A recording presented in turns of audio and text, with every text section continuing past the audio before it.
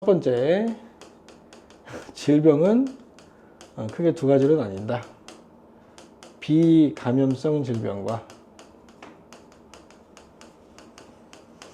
감염성 질병으로 나뉩니다.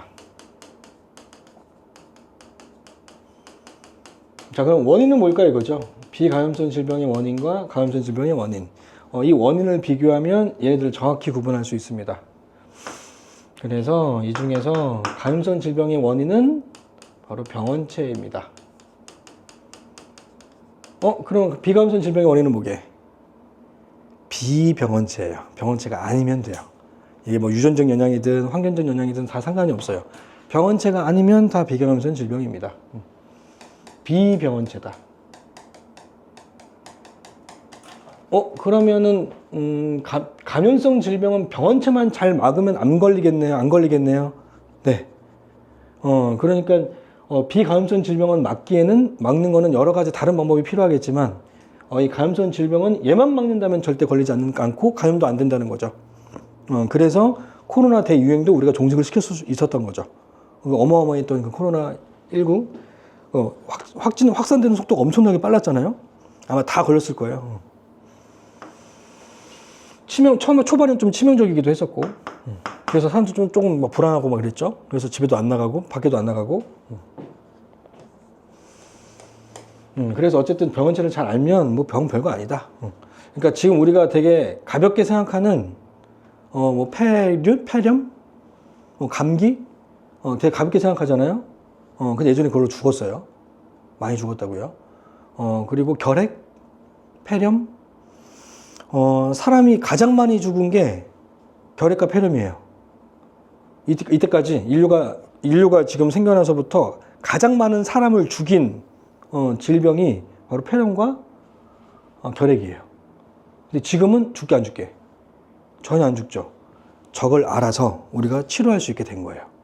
항생제라고 하는 그 신의 물질로, 신의 선물로 치료를 할 수 있게 된 거라고요. 그러니까 항생제가 있기 때문에 우리는 폐렴이 무섭지 않다고요, 이제. 그러니까 아마도 암도 그렇게 되지 않을까 싶어요. 지금 치료법 개발 중이니까 암도 그렇게 될 거다. 에이즈도 그렇게 될 거다.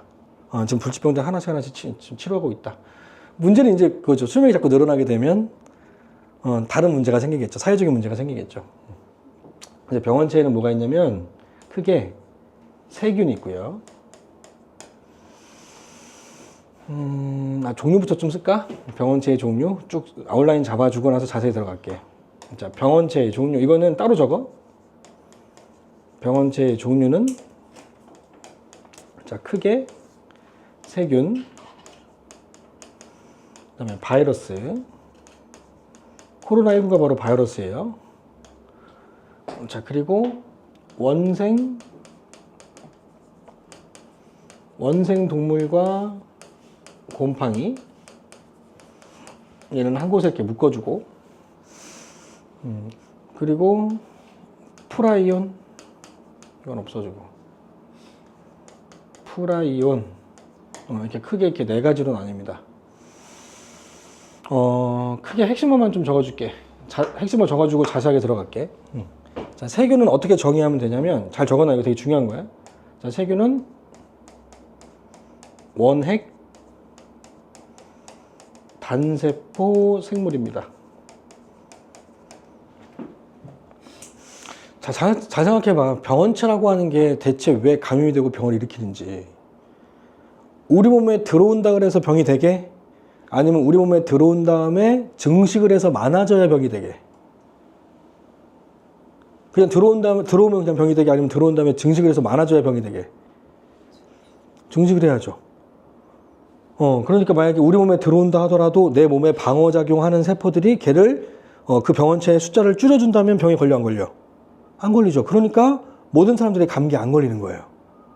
내가 감기 걸렸는데 했어. 그러면 내 전방 100m까지는 다 날아가요. 나의 바이러스가 다 퍼지는 거라고요. 벌써.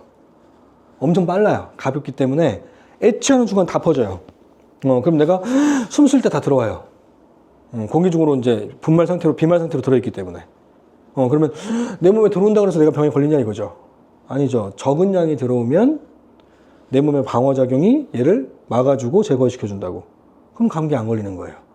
근데 내가 몸이 안 좋아. 몸이 안 좋아서 면역력이 좀 떨어져 있어. 그럴 때는 들어와서 막 증식을 하는 거예요. 그럼 감기에 걸리는 거예요. 또는 온도가 너무 낮아, 추워. 그럼 내 몸에 에너지 어디다 쓰고 있을까요, 내 몸은? 온도 조절해 쓰고 있겠죠. 방어작용 에너지를 못 쓰죠. 그럼 병에 걸리는 거예요. 그러니까 추워서 감기 걸리는 게 아니라 추워서 온도 조절하는 에너지가 없으니까 방어작용 에너지를 안 쓰기 때문에 병에 걸리는 거야. 이해돼요? 그래서 어쨌든 이런 병원체들은 우리 몸에 들어와서 숫자가 늘어나서 병을 일으키는 거야. 그럼 숫자가 늘어나지 않는다면 병을 막을 수 있는 거고. 자, 바이러스는 한마디로 정의하자면 핵산과 글자가 좀 흘려진다. 핵산과 단백질 껍질로 이루어진 비세포 체계예요.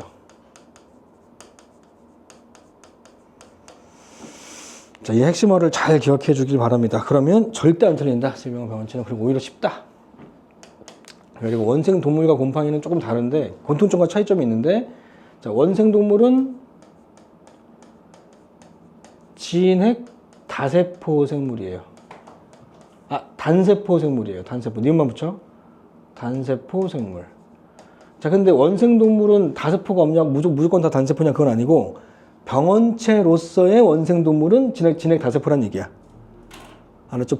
이 병원체는 모든 원생 동물들이 전부 다 단세포란 얘기가 아니라 병원체로 작용하는 원생 동물이 진핵 단세포라고. 곰팡이는 진핵 다세포입니다.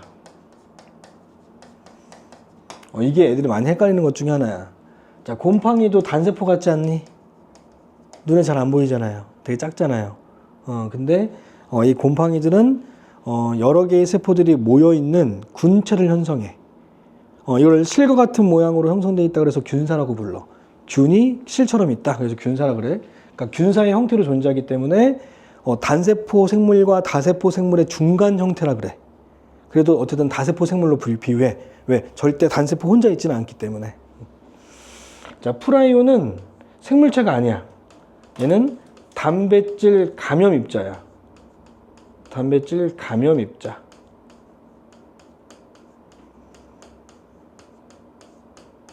자, 이 중에서 생물을 내가 체크해주면, 자, 생물은 뭐 이상의 구조가 생물이야. 우리 1단에서 했잖아. 세포 이상이 바로 생물이죠. 하나의 세포부터를 생명체라고 볼 수 있죠. 왜? 하나의 세포부터 뭐가 가능해? 왜 말을 해? 지금 한 명밖에 없는데. 스스로 물질 대사가 가능하기 때문에 생명체로 보는 거야. 스스로 물질 대사가 가능하니까.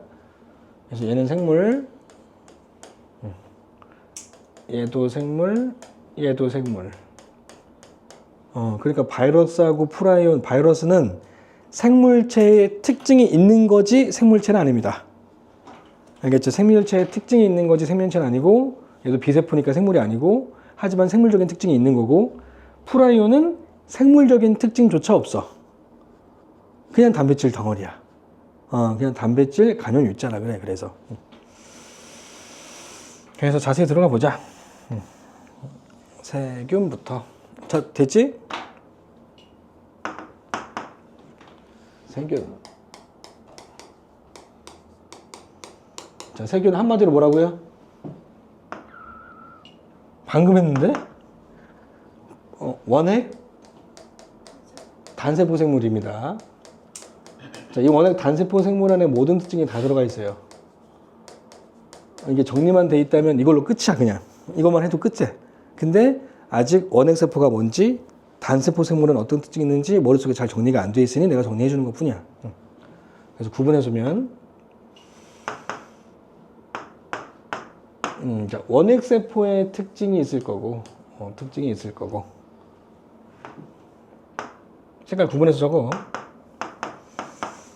그리고 단세포로서의 특징이 있을 거예요. 단세포로서의 특징이 있을 거다. 구분해서 적어줄게. 그리고 이걸 더 좀 디테일하게 구분해보자. 그리고 세포로서의 특징도 있을 겁니다. 맞죠? 얘가 세포니까 어쨌든 모든 세포들의 특징도 있을 거 아니니, 공통적인 특징. 그래서 세포의 특징부터 적어줄게. 자, 세포로서의 특징은 우리 1단원에서 배웠던 세포의 조건 생각하면 돼. 뭐가 있는 게 세포야? 다 까먹었니?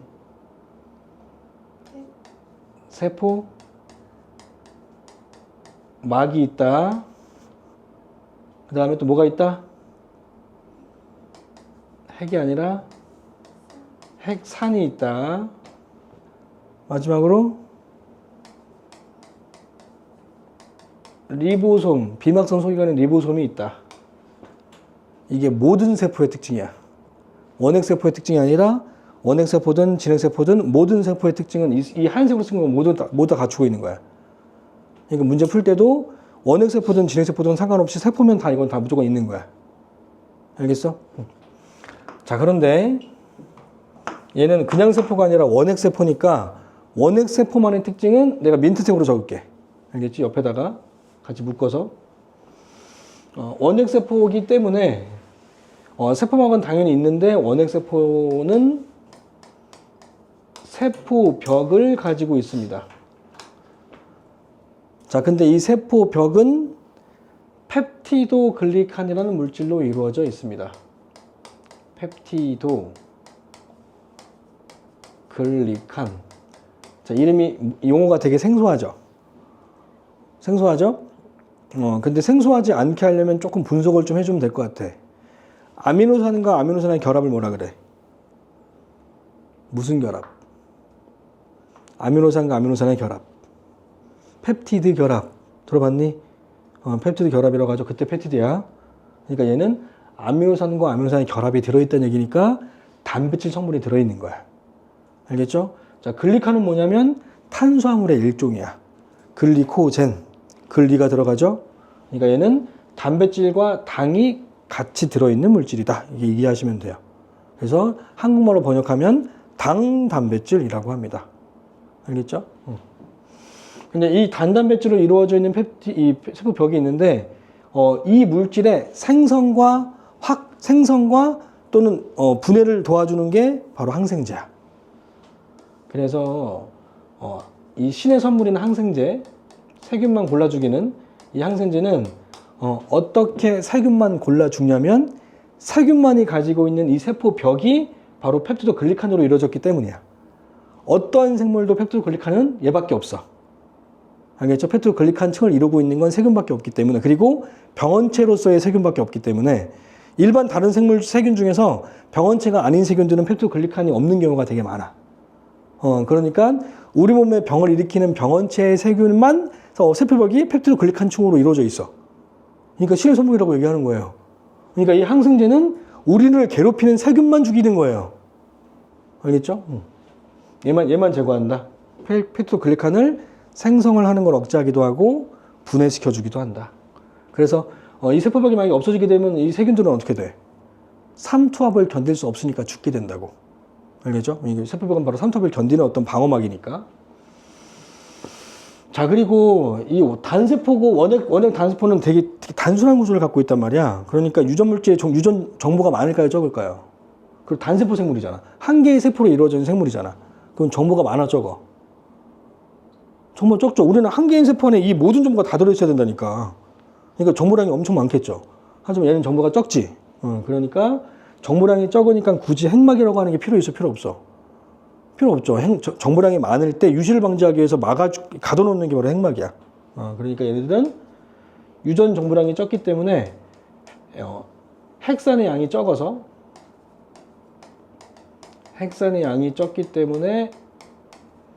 핵막이 필요 없다 이렇게 생각하시면 됩니다.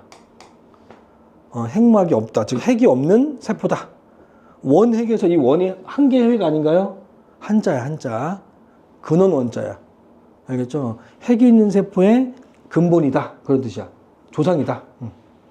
그래서 핵이 없는 세포를 바로 원핵세포라고 합니다. 자, 리보솜은 당연히 있어요. 그러니까 단백질 합성할 수 있고 스스로 물질사 가능한 거야. 근데 얘네들은 비막성 소기관은 있는데, 얘는 있는데 막성 소기관은 없어. 막성 소기관은 가지고 있지 않습니다. 자, 그럼 문제가 되는 게 뭐냐면, 그럼 원핵세포들은 막성 소개관이 없으면 세포호흡을 어디서 해요, 이거죠? 우리 같은 진핵세포들은 세포호흡을 어디서 해? 미토콘드리아에서 해. 식물세포는 광합성을 어디서 해? 막으로 둘러싸여 있는 또 다른 소기관인 엽록체에서 해. 알겠죠? 근데 얘네들은 한 개인 세포질에 그냥 끝이야. 또 안쪽에 이렇게 막으로 둘러싸인 다른 소기관이 없어. 그러니까 얘네들은 원룸이라고 생각하시면 돼요. 원룸에서 모든 걸 다 해요. 알겠죠? 세포흡도 하고, 노폐물도 분비하고, 싹기도 하고, 쓰레기도 치우고, 여기서 다 한다고요. 그러니까 효율적이겠어, 비효율적이겠어? 비효율적이겠죠. 우리가 봤을 때는. 하지만 얘네들은 유전 정보량이 적고 활동량이 적기 때문에 이게 더 효율적인 거야. 알겠죠? 그러니까 이렇게 생각하면 되지. 혼자 살고 할 게 별로 없는데 막 대저택에 사는 게 더 불편한 거죠. 그냥 조그만 방에서 그냥 먹고 자고 하는 게 더 편할 수도 있다는 거죠.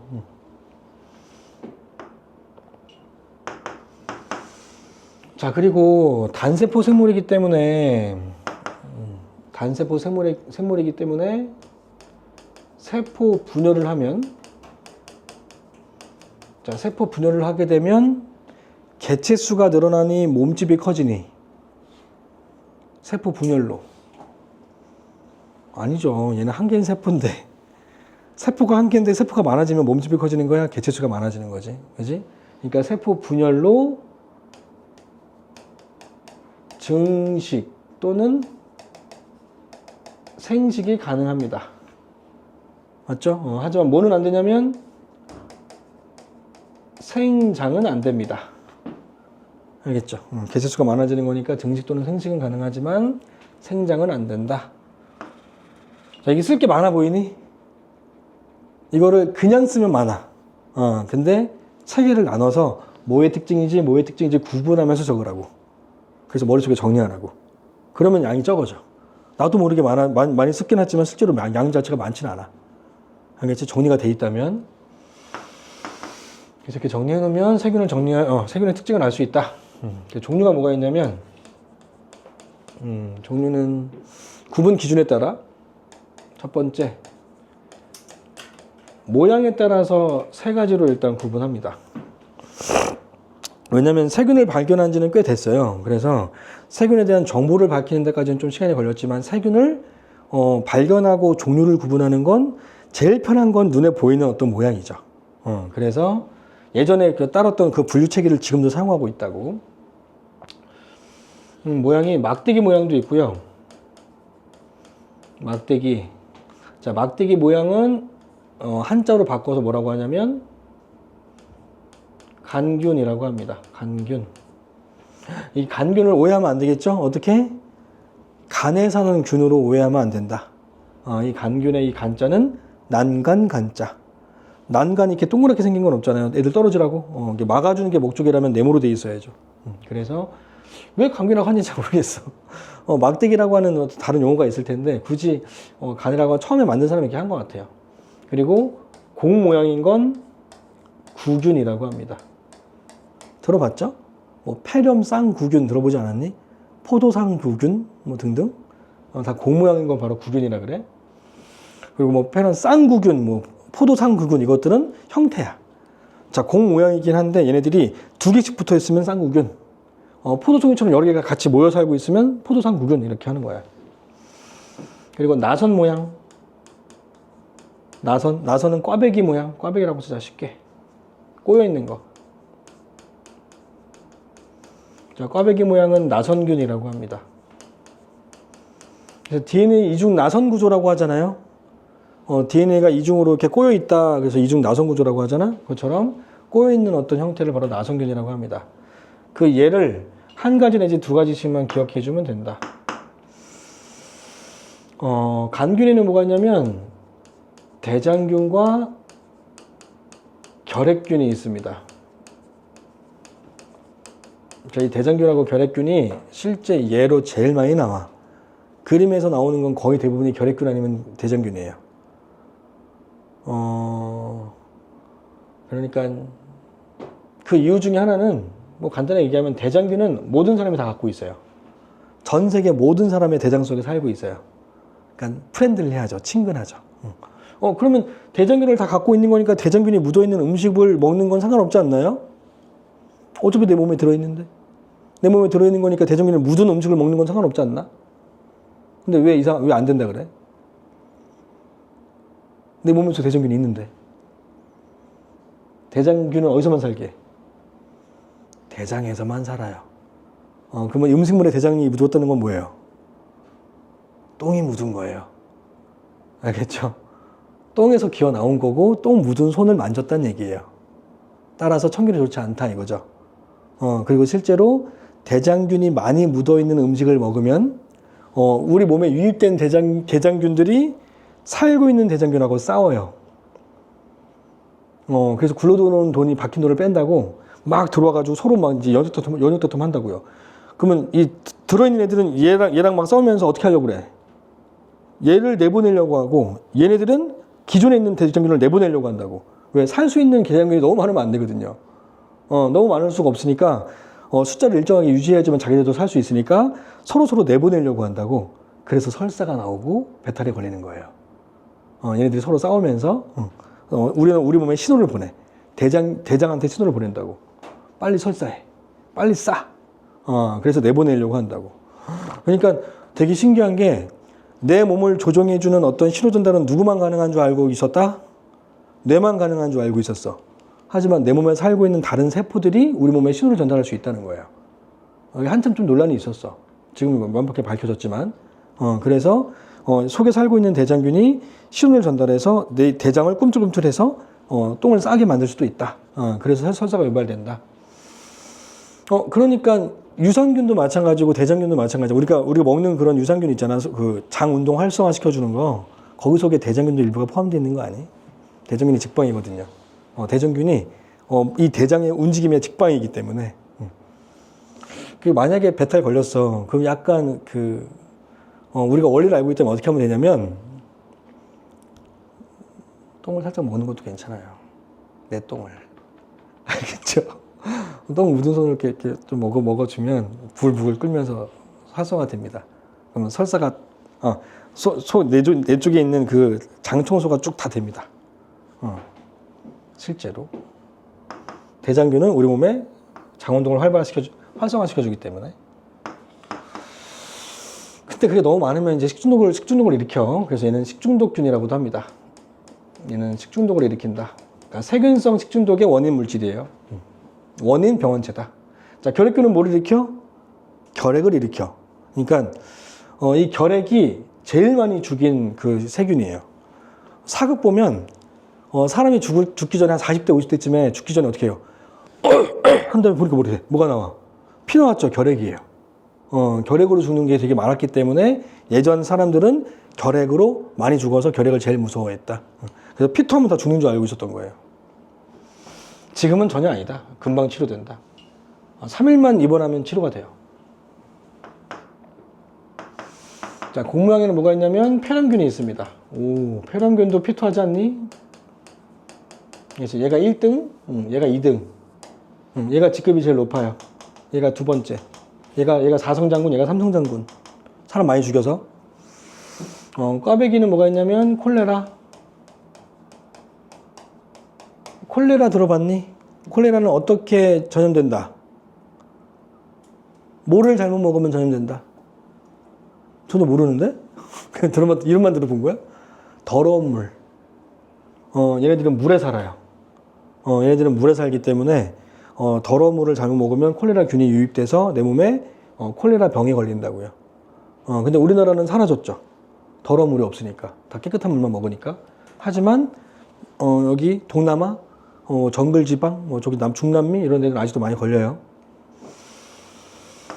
그리고 헬리코박터 파이로니균 좀 길어. 좀 들어본 적 있니? 헬리코박터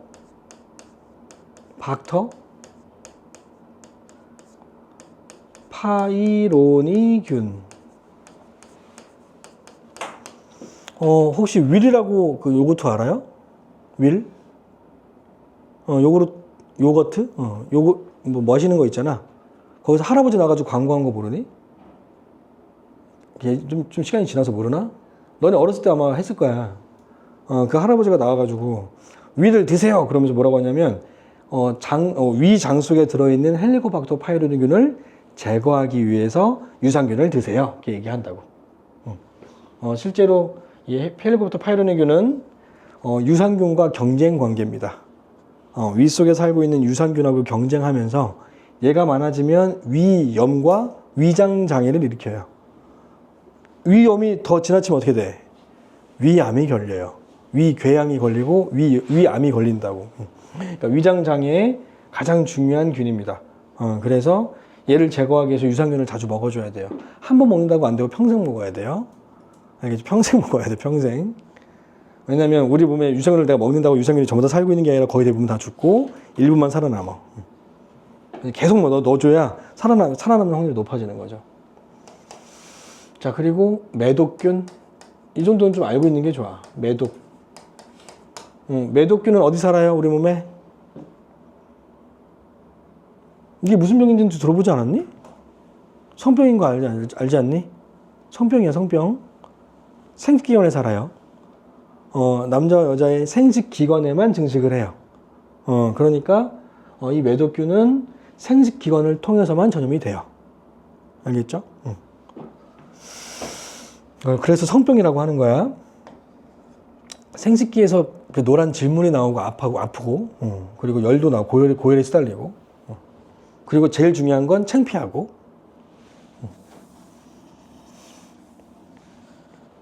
내 고등학교 친구 중에 이 매독에 걸린 애가 있어가지고, 그러니까 왜 걸렸는지는 본인도 자꾸 해명을 해. 휴게소에서 안 씻고 걸린 것 같다고 얘기를 하긴 해. 물론 확률은 있지만 그게 좀 많이 불가능하긴 하죠. 그 불특정 다수가 사용하는 그런 화장실에 매독균이 묻어있는 손을 이렇게 스위치를 눌렀는데 자기도 그 스위치를 눌렀어? 묻었어? 그 묻은 걸 긁었어? 근데 그렇게 된다 하더라도 그게 감염이 되려면 많이 들어와야지만 감염이 되거든. 조금 묻은 거 가지고 감염이 잘 안 되거든. 근데 걔는 그렇게 해명을 합니다. 그래서 걔 별명이 매독이에요, 지금도. 그러니까 고등학교 애들 중에서도 매독에 걸린 애들이 좀 있어. 두 번째 기준이 뭐가 있냐면 세균은 없구나. 세균은 종류를 이렇게 구분하면 될 것 같고, 얘들은 따로 막 이렇게 병의 이름들을 얘기할 필요는 없을 것 같고, 근데 문제 풀 때 좀 기억해야 되는 그런 세균들이 좀 있어. CF라고 쓰고, 파상풍균. 파상풍균이 무슨 균인 줄 아니? 들어보지 않았니? 언제 맞는 거니, 이거? 예방접종 하잖아. 해외 나갈 때 하는 거 아니? 녹슨 철에 사는 세균이야. 녹슨 철에 사는 세균. 그래서 해외 나갔을 때 녹슨 철을 잘못 비거나 만졌을 때 내 몸속에 들어오면 파상품에 걸려. 그러니까 그때는 막 되게 고열에 시달리다가 죽을 수도 있어. 치료 잘 못 받으면. 근데 우리나라라면 그냥 병원 가면 되는데 해외 나갔을 땐 병원 못 갈 수도 있잖아. 그러면 죽을 수도 있다고. 걸린 적 있었다고? 걸릴 뻔, 뭐라고 해야지? 초등학교 때. 해외 나가서? 그냥 학교에서 그 철이 약간 이상했었는데. 녹슨철에 배했어? 배워가지고 그건 걸린 거야. 열 났으면 증상이 나타난 거고 병에 걸린 거야. 근데 병원 가서 치료가 된 거야. 그게 우리나라에 있으니까 되게 당연하지. 해외에 있으면 좀 치료 힘들잖아. 그래서 파상균도 세균이라는 거. 그 다음에 이 정도. 다른 거랑 같이 공부하면 될 것 같고. 자, 바이러스 할 때 따로 이따가 설명해 줄게. 바이러스가 종류가 좀 많아서 애들이 좀 헷갈리는 종류들이. 그 다음에 바이러스.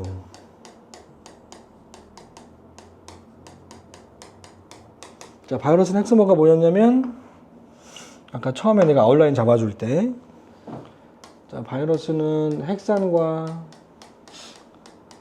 단백질, 껍질로 이루어져 있는 비세포 체계다. 자, 이렇게 이제 핵심어를 기억하면 되고, 여기서 파생되는 게 뭐냐면 아이고. 자, 핵선하고 단백질로만 이루어져 있잖아. 그러니까 얘네들은 뭐가 없냐면 세포막이 없죠. 자, 세포막을 갖추지 않는 비세포죠. 아, 그 뭐도 없냐면 리보솜도 없죠. 자, 세포막과 리보솜이 없기 때문에 비세포다. 세포로서의 기능을 수행할 수 없다. 그러면 세포로서의 기능이 뭔데 그걸 기능을 수행할 수 없니? 스스로 물질사를 못하는 거죠. 자, 비세포 체계이기 때문에 스스로 물질 대사 못하고 스스로 증식을 하지 못합니다. 단, 핵선을 가지고 있기 때문에 스스로는 못하지만 활물 기생을 통해서는 가능하더라. 그 내용을 좀 써주면 덧붙이면 되겠다. 얘가 핵선을 가지고 있기 때문에 스스로는 못하지만 살아있는 생명체, 즉 활물 기생을 통하여 살아있는 생물체에만 기생할 수 있고, 살아있는 생물체의 기생을 통해서 얘네들은 증식이 가능하더라. 근데 여기서 조심해야 되는 건 살아있는 생물체의 기생을 해서 증식은 가능한 거 맞지만 얘네들은 활물 기생으로 분열을 통한 증식은 안 됩니다. 자, 분열하지는 않는다. 그러니까 그냥 증식한다는 건 맞지만 분열을 통해 증식한다는 말은 틀린 말. 왜? 분열하지 않으니까. 그러니까 이렇게 분열되는 게 아니라 오히려 얘네들은 유전물질을 주입해서 단백질 만들고 핵선 만들어져서 합쳐져.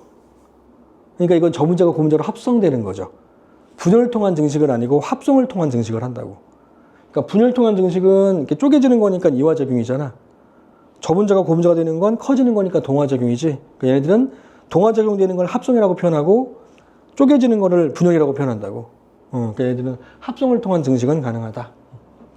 근데 그렇게 말이 나오는 경우는 거의 없더라고. 그 개념을 설명하진 않아. 애들이 좀 헷갈릴까봐 그런 내용은 좀 빼는 것 같아. 그러니까 분열은 아니다만 좀 강조를 하는 것 같다고. 근데 정확하게는 합성을 통한 증식. 이것도 뭐 나중에 구술 면접 볼 수도 있으니까. 너네들만 할 수 있는 말. 합성은 맞는 말. 이 합성이란 말이라도 다른 말로 바꾸면 안 돼. 생산된다 막 이렇게 바꾸면 안 돼. 그냥 합성은 합성으로만 받아들여야 돼. 다른 말로 바꿀 순 없다. 알겠죠? 합성을 통한 증, 그러니까 합성이 아니면 그러니까 틀린 말이라고 생각하면 된다고.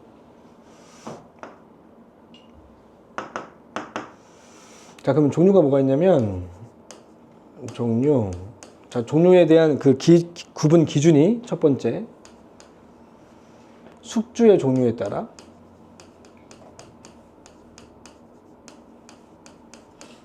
자, 숙주의 종류에 따라서 세균에 기생하는 바이러스를 세균성 바이러스라고 합니다. 좀 이상하지 않니? 바이러스가 어떻게 세균에 기생하지? 이 바이러스가 세균에 기생할 수 있는 이유는 세균이 큰 거야, 바이러스가 큰 거야? 뭐 큰 놈이 작은 놈에 기생할 수는 없잖아. 그지? 그러니까 세균에 기생할 수 있는 세균이 더 크기 때문인데, 비유하자면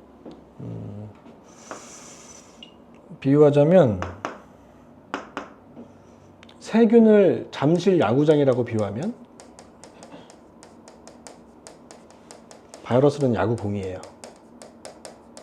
어마어마하게 차이 나죠? 그러니까 기생할 수 있겠다, 그지? 그러면 궁금해지네. 세균 말고 진핵세포는 크기가 어떻게 되냐?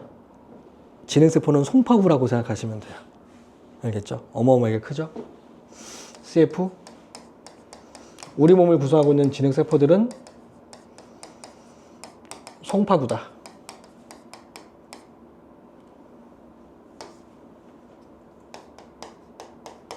자, 그럼 비교가 좀 되죠? 크기 비교가?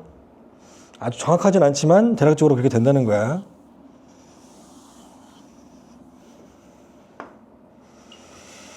자, 그러면 동물에 기생하는 바이러스를 동물성 바이러스라고 합니다. 그러니까 코로나19도 바로 동물성 바이러스죠. 자, 식물에 기생하는 바이러스를 식물성 바이러스라고 합니다. 자, 이것만 보더라도 이 바이러스들은 모든 생물에 기생할 수 없다는 걸 알 수 있네요. 따라서 우리 몸에 병을 일으키는 바이러스는 지극히 제한적이다. 모든 바이러스가 다 나쁜 존재는 아니다. 알겠죠? 그러니까 우리한테 병원체로서의 기능이 있는 바이러스 빼고는 우리는 막을 필요가 없다. 자, 그리고 실제로 만약에 우리 몸에 병을 일으키는 바이러스가 코로나19 바이러스가 우리 싸웠었잖아. 인간은 바이러스를 이길 수 있게 없게.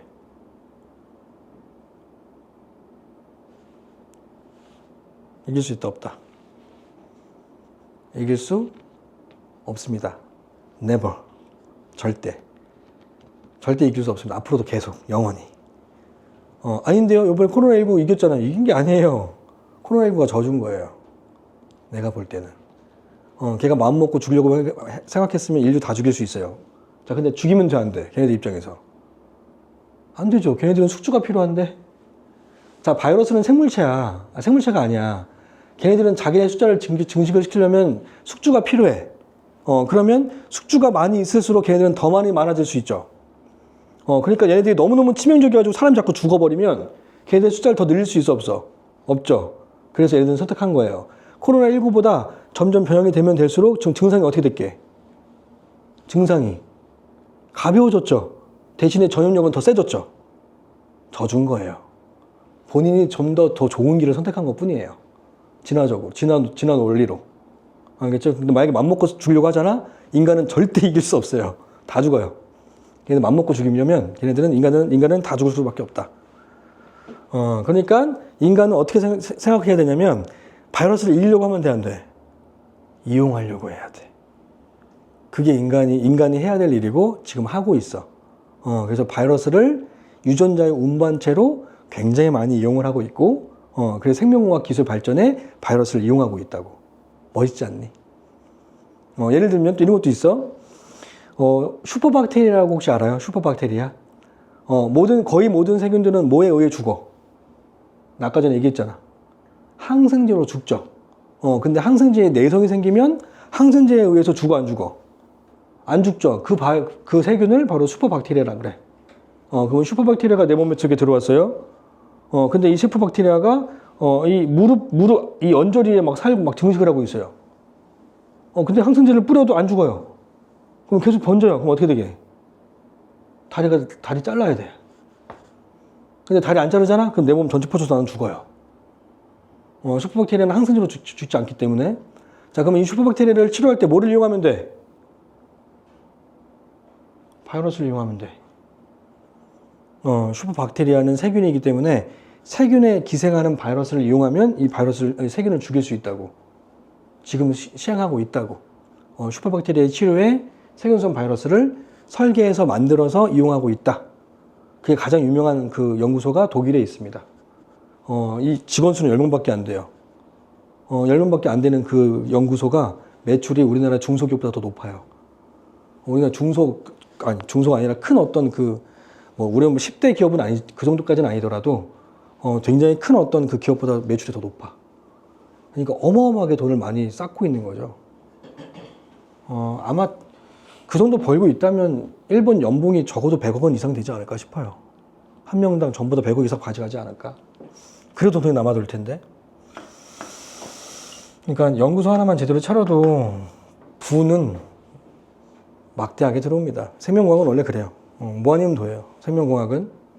그러니까 의사들은 한 명 한 명 치료하면서 돈을 조금씩 깨잘깨잘 버는 것처럼 생명공학은 그게 아니다. 그래서 투자비도 엄청 많이 들어가요. 실험비 자체가 엄청 많이 들어가요. 이 기구 자체가 엄청 비싸.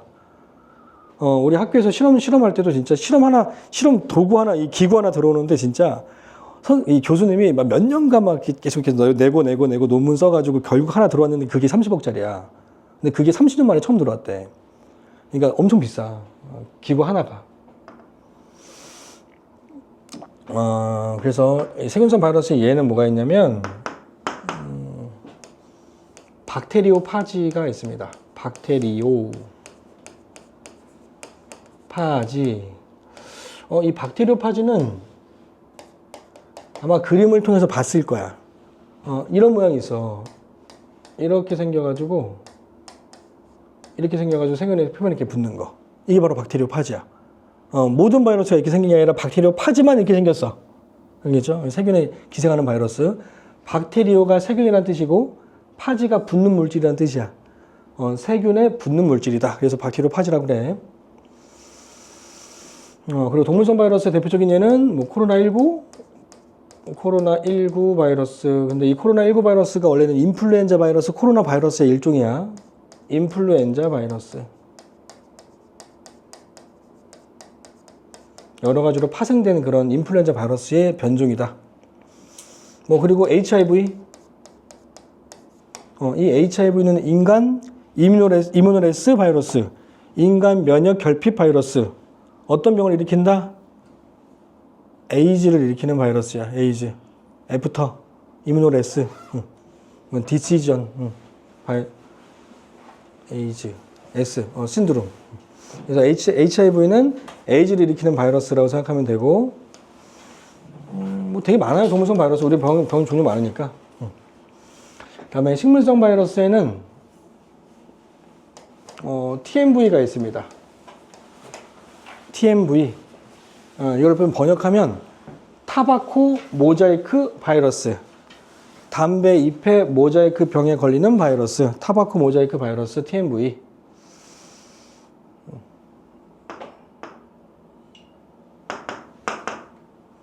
두 번째, 핵산의 종류에 따라 구분하기도 합니다. 핵산의 종류에 따라서 자, DNA가 있는 바이러스를 DNA 바이러스, RNA를 갖고 있는 바이러스를 RNA 바이러스라고 합니다. 근데 세연아, 세균은 DNA 세균과 RNA 세균을 나누지 않잖아. 근데 왜 바이러스만 DNA 세균과 RNA 세균으로 나눌까요? 그러니까 이게 이런 체계가 내가 다 고등학교 때 궁금했던 것들이거든. 그러니까 선생님들도 싫었을 거야. 내가 싫었을 거야. 자꾸 이상한 거 궁금해하니까. 근데 궁금증이 해결되면 더 질문이 없어져. 훨씬 더 질문이 없어지거든. 틀을 깨버렸으니까 내가 잘못 알고 있던 틀을 내가 깨버렸잖아. 그러니까 다른 것들은 다 이해가 돼. 오, 그렇구나. 그래서 이렇게 된 거구나. 그 틀을 안 깨면 질문을 못 해. 왜? 질문이 안 생겨. 그냥 받아들이니까. 그러니까 계속 궁금해하는 게 되게 좋거든. 선생님, 내가 싫었을 거야. 자꾸 이상한 거 질문하니까. 근데 그래서 나는 좀 더 단단해졌다고 생각을 해. 왜 DNA 바이러스와 RNA 바이러스로 나누지만 세균이나 다른 생물들은 DNA 바이러스와 RNA 바이러스로 나누지 않을까요? 되게 단순해. 다른 생물들은 DNA나 RNA가 둘 다 있기 때문이에요. 얘네 빼고 모든 세포들은 DNA와 RNA가 둘 다 있다고요. DNA만 있지도 않고 RNA만 있지도 않고 둘 다 있다고. 근데 바이러스만 DNA와 RNA 둘 중에 한 개만 갖고 있다고. 이해돼요? 그래서 DNA만 갖고 있는 바이러스를 DNA 바이러스, RNA만 갖고 있는 바이러스를 RNA 바이러스라고 하는 거야. 이해됐나요? 자, 그러면 DNA와 RNA의 특징을 아나? 너네 1학년인가? 너네 중3이지? 통과 안 배웠겠구나. 그럼 모르겠. DNA와 RNA가 차이점을 혹시 본 적이 있니? 얘가 이중단선, 얘는 단일가다. 본 적 있어? 중학교 때 나와? 통과를 선행했어? 너도? 안 했어? 자, 그러면 구조적인 안정성. 자, 구조적인 안정성이 뭐 상식적으로 뭐 Y책만 읽었더라도 알 수 있으니까요. 자, DNA 이중나선 구조, 얘는 단일가다. 그 누가 더 안정성이 높다? 얘가 높고 얘가 낮겠죠. 맞아요? 그러면 변이가 되는 변이율은 누가 더 높을까요? 자, 변이율이라고 하는 건 유전 정보가 바뀌는 비율이야. 유전 정보가 바뀌는 건 구조가 안정하지 않을수록 더 많이 변합니다. 안정적이라는 얘기는 변하지 않는다는 걸 의미하는 거니까 누가 더 변이율이 높다? RNA가 변이율이 높다. 그러면 숙주한테 더 치명적인 건 뭐다? RNA 바이러스겠죠. 알겠죠? 그래서 사람을 죽이기까지 하는 병들은 100% RNA 바이러스예요. 뭐 여기 HIV, 코로나19, 얘는 식물 죽이는 거니까 TMV, 얘들 전부 다 RNA 바이러스입니다. 써줄게. 자, DNA 바이러스는 대표적인 예가 뭐가 있냐면 아데노바이러스 또는 라이노바이러스. 얘는 뭐에 대한 병원체냐면 감기 바이러스예요. 코감기, 목감기, 뭐 인후염 등등. 좀 내려오면 이제 폐렴, 바이러스성 폐렴 걸리는 거. 얘네들 전부 다 감기를 일으키는 바이러스예요. 그냥 조금 불편하고 말잖아요. 활동할 수 있잖아요. 참을 만큼 아프잖아요. 제일 그게 싫긴 하지만 참을 만큼 아프게 하는 게 바로 이 DNA 바이러스. 그러니까 약 먹고 조금 쉬면 금방 나아요. 몇 번 자면 금방 낫는다고. 그리고 박테리오파지도 대표적인 DNA 바이러스입니다. 얘가 DNA 바이러스이기 때문에 유전공학의 생명공학 기술할 때 DNA를 옮겨줄 때 이 박테리오파지를 이용합니다. 그래서 얘가 DNA 바이러스이기 때문에.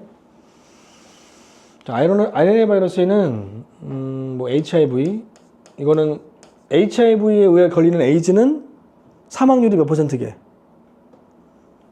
걸리면 죽는 비율 100%. 걸리면 에이즈는 걸리면 무조건 죽어. 잘 안 걸리는 것 뿐이지. 그리고 에이즈에 안 걸리게 하는 게 너무 쉬울 뿐이야. 왜냐면 에이즈는 에이즈에 걸린 사람의 체액 교환을 하면 돼. 그러면 걸려. 많은 체액 교환을 하게 되면 걸린다고. 적은 양의 체액 교환도 안 돼. 그냥 같이 밥 먹는 정도에 대한 체액 교환도 안 돼. 안 걸려 잘. 많은 체액 교환을 해야 돼. 그러니까 성관계를 해야 된다는 얘기야. 그러니까 그것만 조심하면 절대 안 걸리기 때문에 안 걸릴 수 있다는 거죠. 그러니까 사람들이 많이 안 걸리는 거예요.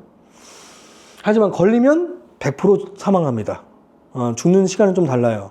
이게 발현이 되는데 시간이 좀 걸려. 어떤 사람은 10년, 어떤 사람은 2년, 어떤 사람은 5년 다 달라요. 그리고 뭐 인플루엔자 바이러스, 뭐 코로나19 다 포함돼요 여기에. 뭐 메르스 다 포함된다고. 메르스도 코로나의 일종이야. 신종 인플루엔자 바이러스도 코로나의 일종이고. 인플루엔자 바이러스, 얘는 독감을 일으키는 바이러스. 얘는 독감이라고 쓰고 얘네들은 감기라고 적으면 돼요. 자, HIV는 에이즈라고 적으면 되고, 에이즈. 뭐 등등등 RNA 바이러스 많습니다. 그 밖에 이제 꼭 외워야 되는 게 뭐가 있냐면, 뭐 얘들까지 구분하기는 좀 힘들어. 다 나와 있지 않은 게 많아서 찾아보면 있겠지만 문제에서 안 물어보니까. 천연두 바이러스도 바이러스고요. 천연두 바이러스, 홍역 바이러스. 얘네 둘도 왠지 내가 잘못 못 알고 있으면 세균이라고 생각하기 쉽다고. 근데 천연두하고 홍역도 바이러스에 의한 질병이다. 이 정도만 기억하면 돼. 이 바이러스들이 RNA인지 DNA인지는 잘 몰라도 되고. 알겠죠? 안 나와. 근데 내 생각에는 RNA일 확률이 높아요. 아니면 DNA이기 때문에 금방 잡힌 걸 수도 있고. 이게 만약에 RNA 바이러스라면 계속 변종이 일어나기 때문에 독감처럼 잘 못 잡아. 그러면 해마다 계속 백신을 맞아줘야 돼. 근데 이제 그게 변종이 잘 안 되니까 다 막았던 거고, 그래서 DNA일 수도 있겠다라는 생각이 좀 들긴 해. 근데 잘 모르겠어. 안 나와 있어서. 찾아보면 나오겠지만. 하지만 바이러스는 치료가 다른 거랑 좀 어려워. 치료가 어려워. 바이러스가 치료가 어려운 이유.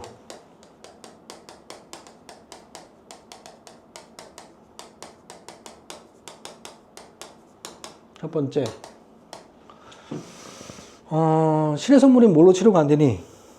바이러스는 신의 선물인 항생제로 치료가 되지 않습니다. 그게 중요하다. 항생제로 치료가 불가능하다. 근데 이상한데요? 내가 감기 걸리면 의사 선생님이 항생제 처방해 주던데요. 의사가 돌팔이었나? 진짜 너네 감기 걸리면 병원 가봐요. 그러면 100이면 100. 증상이 심하면 거의 100% 해열제와 항생제와 그 다음에 항히스타민제 이 세 가지를 주로 처방을 해줘요. 항생제하고 항히스타민제는 소화가 잘 안 될 수 있으니까 소화제까지 같이 넣어줘요. 정장제라 그래서 여러 개가 들어있는 게 다 이렇게 종류마다 다른 거야. 근데 왜 항생제를 처방할까요? 바이러스, 이 감기 증상에 의사가 항생제를 처방하는 이유, 치료가 불가능한데, 감기는 바이러스에 의한 증병인데, 우리가 죽일 수 있는 건 세균밖에 없기 때문이에요. 어찌 보면 남용이죠. 그러니까 내 몸속에 들어있는 죄 없는 세균들을 죽여버리는 거예요. 내가 항생제를 먹음으로써 외부에서 들어오는 세균과 내 몸속에 남아있는 일부의 세균들을 죽임으로써 방어작용을 바이러스에 집중시키게 만드는 거예요. 그게 지금의 바이러스의 치료입니다. 물론 치료제도 있긴 해. 타미플루라 그래서 세포에 달라붙지 못하게 하는 그러니까 신종 인플루 바이러스가 이렇게 생겼단 말이야. 이게 세포에 붙는 어떤 이 수용체가 있고요. 우리 몸에 수용체가 이렇게 있단 말이야. 그럼 타미플루의 기능은 뭐냐면 이 단백질을 변형시킵니다. 이 단백질들을 이렇게 변형시켜요. 그 여기 달라붙을 수 있어 없어요? 없죠. 그래서 이 타미플루라고 하는 그 치료제는 신종 인플루엔자 바이러스를 없애는 게 아니라 우리 몸의 세포에 붙지 못하게 만들어요. 그래서 다시 우리 몸에 빠져나가서 다른 동물이나 생물에 결합을 하겠죠. 굉장히 위험한 발상이긴 해. 이걸 억지로 바꿔놨잖아요. 그러면 수많은 변종이 태어날 수 있어요. 만들어질 수 있어요. 내 생각에는 이렇게 치료하는 건 진짜 안 된다고 봐요. 바이러스가 엄청나게 많이 바뀔 수 있기 때문에 그 미래에 어떻게 될지 몰라. 이게 이러다가 진짜 뇌에 감염되면 어떡해. 뇌세포에 감염될 수 있게 바뀌어버리면 얘네들이 뇌를 우리가 좌지우지할 수도 있단 말이야. 세포에 들어와서. 그러면 좀비가 될 수도 있는 거죠, 실제로. 혹시 그거 알아요? 그게 뭐지? 그게 뭐지? 물 먹게 하는 거. 곤충들한테 감염을 시켜가지고 이 곤충한테 수분을 먹게 만드는 그런 바이러스가 있어. 뭐라고? 그런 바이러스가 있어. 그래서 그 바이러스 감염되잖아. 그러면 그 동물과 곤충들이 물속에 가서 그 물속에서 익사돼서 죽어. 얼마 전에 그래서 우리나라에도 영화로 나왔었는데 그게 사람이 된다면 어떻게 될까 해가지고 그 바이러스 이름이 뭐지? 그러니까 좀비처럼 되진 않지만 특정 행동을 유도할 수는 있다는 거죠. 하늘에서 떨어지기도 할 수 있고 아니면 폭력적으로 변하기도 할 수 있고 실제로 물을 많이 먹게도 할 수 있고 밥을 많이 먹어서 배 터지게 할 수도 있고 그런 비정상적인 행동을 유발할 수는 있다. 바이러스가. 실제로 그렇게 살고 있는 바이러스가 꽤 많아. 지금 우리 학교는이라는 거를 보면 그렇게 사는 바이러스 중에 한 종류가 나와. 어떤 새한테 감염이 돼가지고 일부러 새를 떨어지게 한 다음에 이렇게 증식을 한다. 그러니까 처음부터 이 바이러스는 이 생명을 조종하기 위해 태어났다. 이런 식으로 얘기하더라고. 실제로 그래요. 바이러스가 되게 무서운 존재다. 이길 수 없다. 그러니까 항생제로 치료가 불가능한 게 치료가 어려운 이유 중에 하나인데 두 번째 또 어려운 이유가 바이러스를 제거할 수 있다 없다. 없죠. 왜냐하면 바이러스는 살아있는 것도 아니고 일단 우리 몸에 기생을 할 때는 세포에 붙은 다음에 뭐만 주입해? 유전 물질만 주입해. 그러면 우리 세포 속에 들어온 건 이 바이러스의 유전 물질이지 바이러스 전체가 아니야. 그러면 이 바이러스를 제거하기 위해서는 세포 자체를 죽이는 수밖에 없다고요. 바이러스의 유전 물질만 빼서 죽일 수는 없다. 우리 몸에 완전히 그냥 동화되어 있기 때문에. 그래서 바이러스에 제거할 때 우리 몸의 세포도 피해를 입을 수밖에 없다고요. 바이러스는 제거할 수 없다.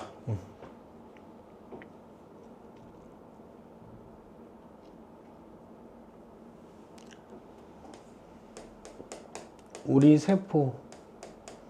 세포를 죽일 수밖에 없다는 게 중요합니다. 자, 그러니까 많은 바이러스를 없애기 위해서는 내 몸의 세포를 많이 제거를 해야 되기 때문에 우리 몸한테도 치명적일 수 있다는 거죠. 그래서 치료가 어렵다. 그러면 치료가 어려우니까 어떻게 해야 된다는 결론을 얻어요? 예방만이 살 길이다. 예방. 왜? 바이러스는 백신이 가능합니다. 알겠죠? 이제 원생 생물과 곰팡이는 좀 이따 합시다. 좀 쉬었다가. 벽시계로 58분까지 앉아 있어.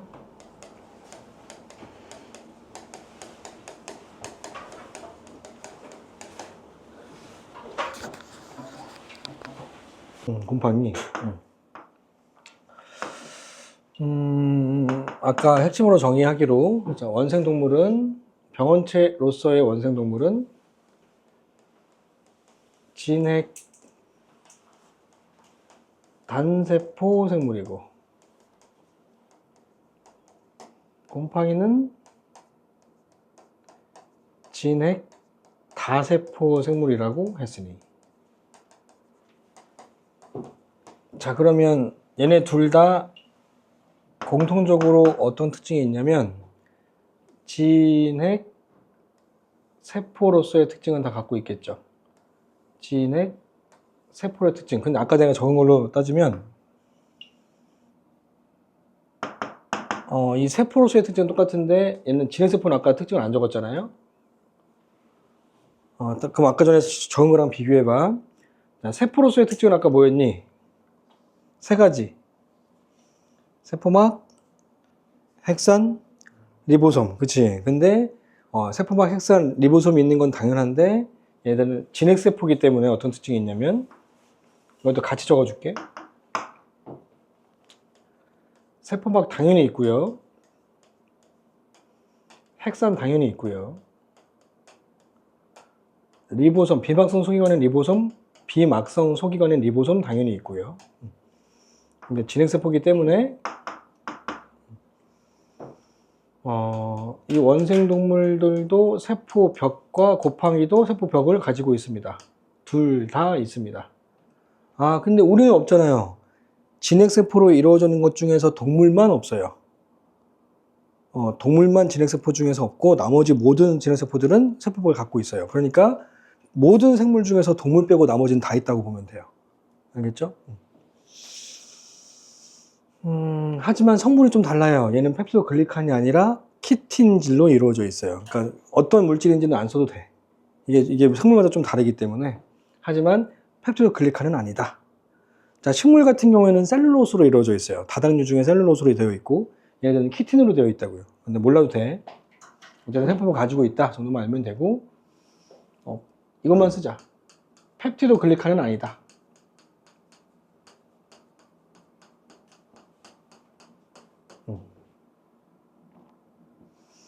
자, 근데 진핵세포는 단세포들도 다세포들도 마찬가지 유전 정보량이 많아. 핵산의 양이 많단 말이야. 원핵세포에 비해서. 그러니까 유전 정보를 유실을 막기 위해서 핵으로 가둬놓는 거죠. 그래서 핵막을 가지고 있어서 핵을 가지고 있다. 핵막이 있다는 거는 핵이 있다는 얘기죠. 이거는 핵을 가지고 있다는 것과 같다. 자, 리보솜 당연히 있는데 얘네들은 막성 소기관도 가지고 있습니다. 막성 소기관도 있다. 이렇게 진핵세포를 구분해주면 됩니다. 그러니까 생명과학의 어떤 구술 면접 시험 때 가장 많이 물어보는 것 중에 하나가 이거예요. 진핵세포와 원핵세포의 차이점에 대해서 구술하시오. 제일 많이 물어봅니다. 가장 기본적이지만 관심이 있다면 정확하게 알고 있는 거니까. 알 수밖에 없으니까. 매끄럽게 어떻게 말하는지가 중요하죠. 단순하게 암기해서 말하는 애들은 매끄럽지 않기 때문에. 그래서 구술 면접을 보게 되면 딱 알아. 얘가 얼마나 열심히 공부하고 있는지, 얼마나 많이 알고 있는지를, 그리고 많은 생각들을 했는지를 알 수 있다고. 자, 근데 단세포와 다세포도 좀 써주면, 자, 단세포 생물은 아까 세포 분열로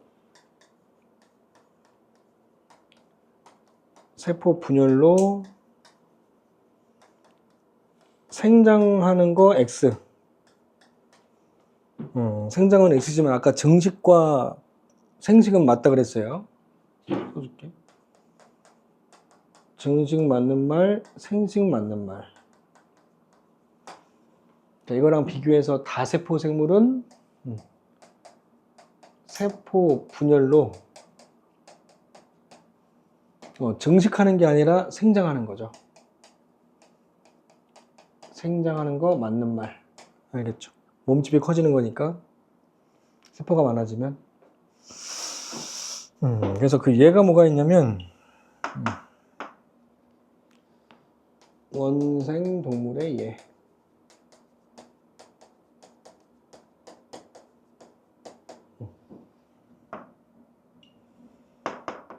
두 가지 정도만 기억하면 될 것 같아요. 말라리아 병원충.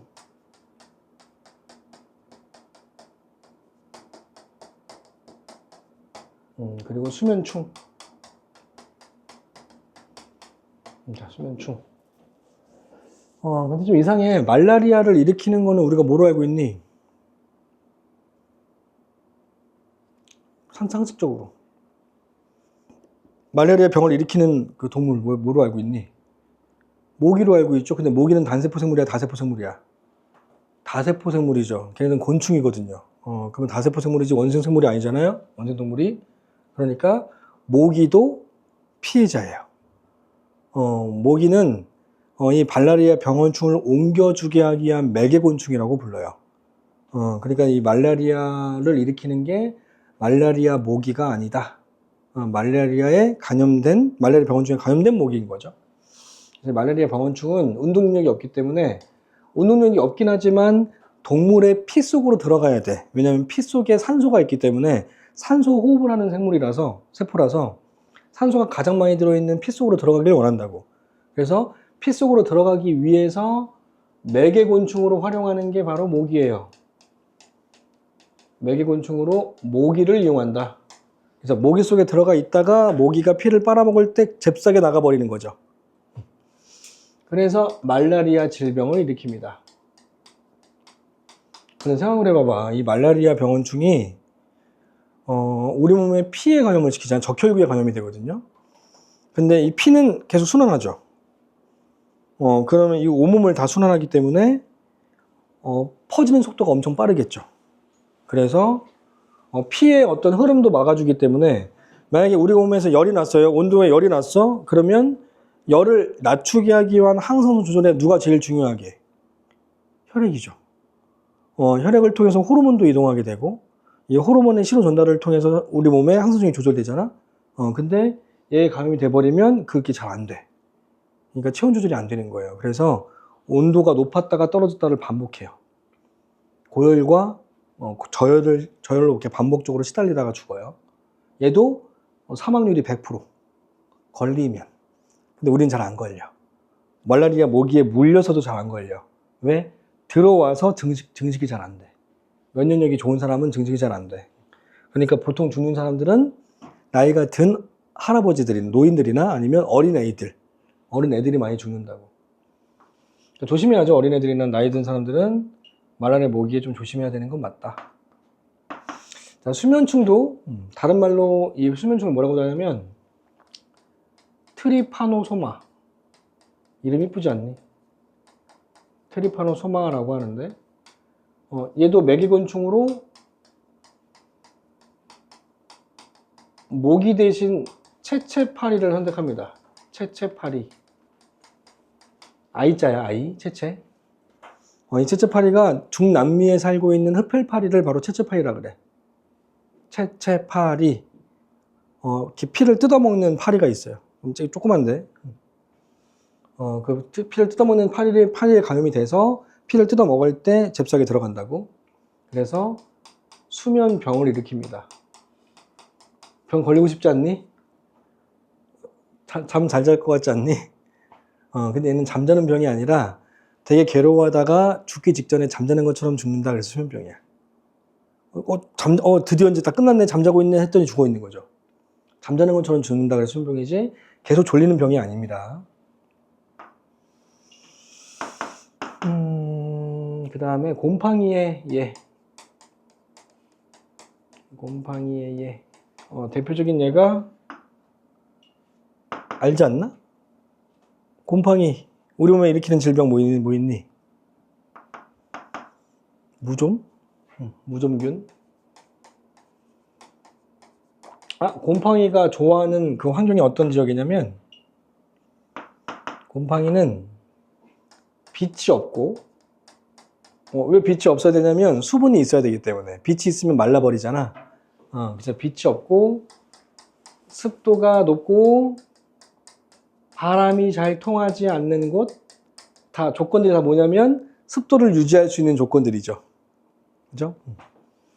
이런 조건을 되게 좋아하는데 우리 몸에서 이런 조건을 만족하는 곳이 어디예요? 발가락 사이죠. 발가락 사이가 가장 최적화되어 있다. 특히 우리가 운동화를 신으면 괜찮아. 운동화는 통기성이 있죠. 공기가 잘 통하죠. 근데 어떤 신발은 공기가 안 통해. 가죽으로 되어 있는 구두는 안 통하죠. 그래서 회사원들이 많이 걸리는 거예요. 회사원들, 구두 신고 있는 그런 회사원들이 많이 걸린다. 그러니까 이 무종균에 걸리면 일단 중요한 게 냄새가 나. 냄새가 심하게 나. 왜냐면 무종균이 그 발에 서식을 하면서 남겨놓은 물질들이 냄새를 일으켜. 약간 메탄가스 비슷하게 냄새가 나. 그러니까 꼬른내라고 얘기를 하죠. 그러니까 만약에 아빠가 그 걸려 있으면 되게 싫어하잖아. 아빠 냄새나 막 이러잖아요. 근데 걸린 이유를 잘 생각해 보라는 거죠. 본인도 운동화를 신고 싶지만 어쩔 수 없이 구두를 신어야 되고 이거를 벗을 수가 없는 상황이고, 그지? 그러니까 걸리는 거라서 조금. 근데 분리는 시켜주긴 해야 돼. 아빠가 만약에 무종균 걸렸는데 발을 닦았어. 수건을 이렇게 닦았어. 그걸 잘못 이렇게 걸어놨다고. 근데 세은이가 그걸 얼굴을 닦았어. 그럼 무종균이 들어오는 거예요. 그래서 눈다리끼 같은 게 생겨요. 하지만 얼굴은 이게 다 이렇게 공기가 통하죠. 그러니까 증식을 할 수 있어, 없어? 없죠. 그러니까 많이 번식을 못하고 증상 좀 나타났다가 다시 사라져. 하지만 눈다리끼 같은 거 난다고. 막, 그 눈곱이 많이 끼기도 하고, 그리고 뭐 눈이 붓기도 하고 막 이런다고. 하지만 금방 없어진다. 얼굴에 그러니까 무좀이 생길 수는 없는 거니까. 이 무종균이 보통은 발에 걸리지만 이 무종균이 발에 걸리는데 간지러워. 간지러우니까 막 긁어. 긁으면 여기 속에 이제 들어가죠. 바이러스, 이 곰팡이들이. 그걸로 사타구니를 긁었어. Y존. 몸에 이렇게 Y존 있잖아요. 여기를 막 이렇게 긁었다고요. 그럼 여기 속에 증식하는 걸 바로 세면발이라고 불러. 그러니까 똑같은 그 곰팡인데 위치에 따라서 발에 있는 건 무좀, 이 사타구니에 있는 건 세면발이라고 그래. 알겠죠? 그리고 엉덩이 골 사이에도 걸리기도 해. 엉덩이가 이렇게 있으면 엉덩이 골 사이 이런데 이렇게 긁으면 긁으면 거기 속에 들어간다고요. 그래서 거기가 색소가 집착되고 색깔이 막 바뀐다고요. 붓기도 하고. 그러니까 여기 걸렸던 애들은 색소 침착이 돼서 색깔이 좀 변할 거예요. 그러니까 목욕탕 갔을 때 색깔이 좀 이상해. 아, 얘는 걸리는 사람이야. 알겠지? 조심하라고요. 세면발이.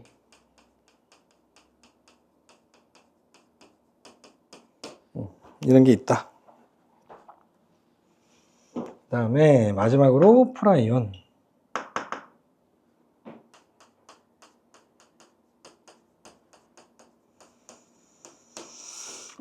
자, 이 프라이온은 되게 신기한 물질이에요.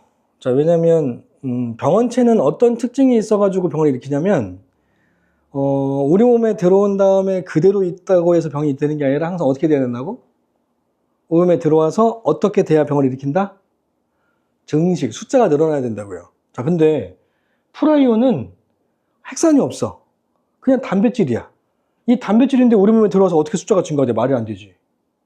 단백질 덩어리가 들어왔는데 단백질이 어떻게 늘어나냐고. 생물도 아닌데. 그치? 그래서 이 프라이온이라는 물질이 병원체인 거를 인정받기까지 시간이 굉장히 많이 걸려요. 사람들이 인정을 안 했다는 거죠. 말도 안 돼. 얘가 어떻게 병을 일으켜? 숫자가 늘어날 수 없는데. 그래서 얘는 병원체가 아니라고 판정을 했다가 얘가 병을 일으키는 기작이 밝혀진 거예요. 그게 뭐냐면 이 프라이온의 정체가 밝혀지기 시작하면서 얘가 병원체로서 인정받았는데 그럼 프라이온이 뭔지부터 좀 알아야 되겠다. 대체 어떤 물질이길래 얘가 병을 일으킬 수 있는지.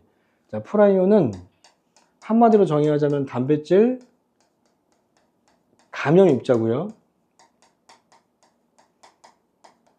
따라서 단백질로만 이루어져 있는 물질이기 때문에 당연하게도 단백질로만 이루어져 있으니까 절대 증식할 수 없겠죠. 숫자가 늘어날 수 없다고요. 증식을 할 수 없다. 자, 그런데 어떤 특징이 있냐면 얘부터 설명하고. 자, 프라이온은 척추 동물의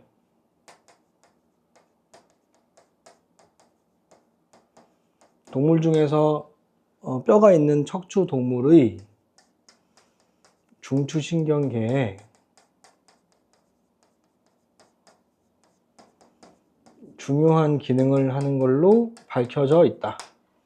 자, 그것 중에 하나가 뭐냐면, 생각을 해봐봐. 우리 몸에 있는 그 뇌 속에는 수많은 연합뉴런으로 구성되어 있죠. 근데 만약에 권투 선수가 쳐 맞았어요. 얼굴 이렇게 쳐 맞는다고요. 팍 맞는다고. 그럼 충격이 있죠. 그럼 충격이 있으면 이 뇌를 연결되어 있는 그런 뉴런들의 그 시냅스가 떨어질 수 있는 거 아닌가? 큰 충격이니까 이 주먹이 얼마나 센데 아무리 글러브 꼈어도 엄청 세단 말이야. 보통 사람들은 날아간단 말이야. 정말로 날아가. 진짜 뭐 어떻게 밀어 던지는 것처럼 날아가. 한 대 맞으면 팍 날아가는데 그 정도의 충격이 딱 오고 있는데 그러면 안쪽에 들어있는 신경들의 시냅스도 끊어질 수 있겠죠. 근데 실제로 권투 선수들이 치매에 걸릴 확률이 높지가 않습니다. 연결이 끊어지게 되면 기억력도 떨어지고 순간 기억력을 상실할 수도 있는 거고 하는데 그런 일이 그렇게 많지는 않아. 그 이유가 바로 이 프라이온 때문에 그래요. 이 프라이온은 척추동물의 중추신경계에서 존재하면서 끊어졌던 그 시냅스들을 다시 연결시켜 주는데 관여합니다. 이 프라이온들이. 알겠죠? 그러니까 중요한 물질이라는 거예요. 반드시 있어야 되는 물질이고. 그래서 정신을 막 잃었다가도 다시 정신 차리는 건 뭐냐면 프라이온들이 다시 이어준 거예요. 알겠죠? 다시 연결시켜 준 거야.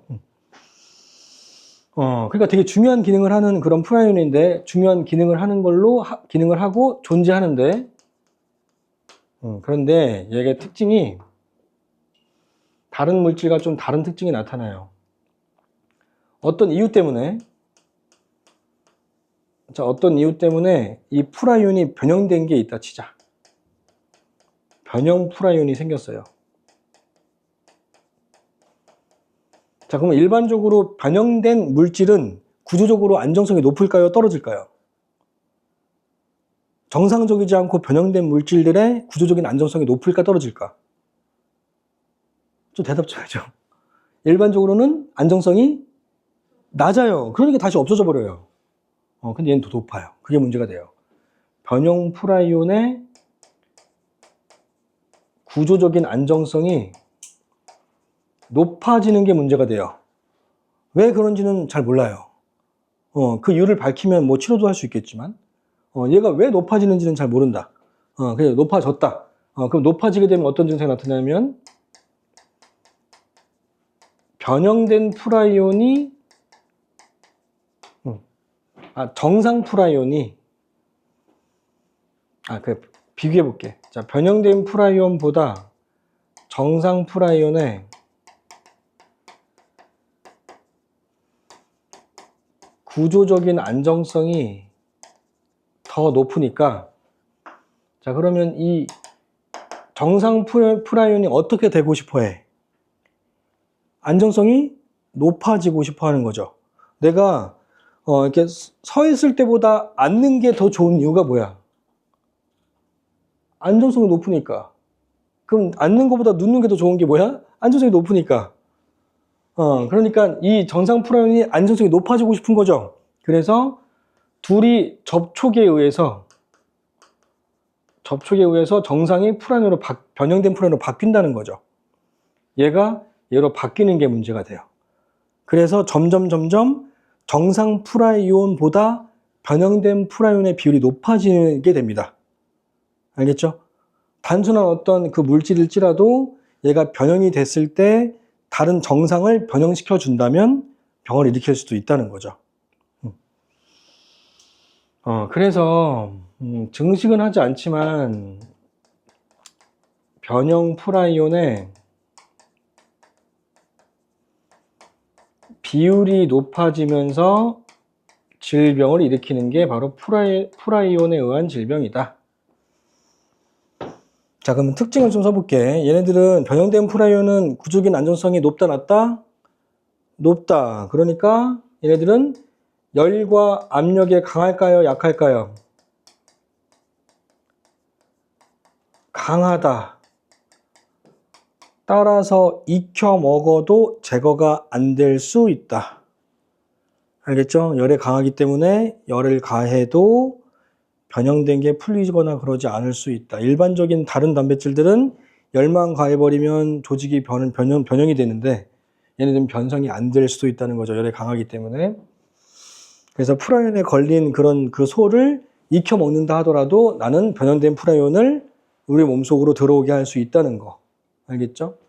따라서 고기 싸다고 많이 먹지 말라는 거죠. 조금 먹는 건 괜찮지만 너무너무 많이 먹지 말아라. 프라이온에 감염될 수 있다. 프라이온에 감염되는 거는 되게 무서운 게 바로 증상이 안 나타나요. 10년, 20년 뒤에 나타나요. 이게 변형되는 게 순식간에 변형되는 게 아니라 서서히 변형되고 비율을 늘립니다. 서서히. 거의 안 변하는 것처럼 변해요. 그러니까 증상이 10년, 20년 뒤에 나타나. 그러니까 내가 20년 전에 먹은 고기 때문이라고 누가 판단할 수 있겠어? 판단할 수가 없죠. 10년이 지났는데. 그러니까 많이 먹지 말아라. 싸다고. 미국이 광우병이 제일 많이 걸려. 그러니까 그 이유가 뭔지 슬슬 이제 연구했겠죠. 그러니까 같은 동족의 고기를 먹었을 때 나타납니다. 소한테 소를 먹이면 이렇게 될 수 있다는 거. 사람이 사람을 먹으면 이렇게 될 수 있다는 거. 알겠니? 그거 가능할 것 같아요. 사람이 사람을 먹으면 이게 내 몸인지 음식인지 헷갈리지 않을까? 소가 소를 먹으면 이게 자기 몸을 일부인지 음식물인지 헷갈릴 거 아니니? 그러다 보니까 신호전달에 문제가 생기고 신경계에도 문제가 생길 수 있다는 거예요. 알겠죠? 정확한 기작은 잘 모르죠, 아직은. 그러니까 정확한 기작이 밝혀져 있으면 원인을 파악했으면 해결책도 있기 때문에. 근데 아직 원인이 정확하지 않으니 해결책이 아직은 없다. 그러니까 안 먹는 게 낫다. 안 먹도록 조심하는 게 낫다. 그래서 얘가 뭐가 있냐면 프라이온의 질병에 대한 프라이온의 소한테 걸리는 프라이온의 질병, 광우병. 그러니까 일단 중추신경계 구성하는 프라이온이 변형되는 거니까 뇌가 스펀지처럼 바뀌어요. 뇌가 스펀지처럼 바뀌면서 절제 능력과 조절 능력이 상실되는 거예요. 그러니까 미치는 거죠. 막 미치면서 날뛰고 막 물 질질 흘리고 막 이러는 게 바로 광우병이야. 사람한테 걸리는 거? 크로이츠-펠트병이라고 합니다. 크로이츠-펠트병. 호주에 식인 습성이 있는 부족이 있어요. 그래서 사람이 사람을 자꾸 먹는 그런, 그러니까, 할머니가 돌아가셨어. 그러면 일반적으로 묻잖아. 그럼 걔네들은 먹어줘. 얘들은 이렇게 익혀서 이렇게 같이 먹어주면서 장례식을 하는 그런 부족이 있다고. 그러니까 그 부족한테는, 이 인간 광우병에 걸린 사람들이 많다는 거죠. 막 미치고 막 사람 막 죽이고 막 이런다고요. 여기 절제 능력이 상실되면서 앞쪽에 전두엽에. 양에 걸리는 병을 바로 스크래피병이라고 합니다. 스크래피병. 유럽의 3분의 2 이상의 양을 죽여버린 스크래피병. 되게 유명해, 그래서. 그래서 이때 목축어자들은 다 망했던 거죠.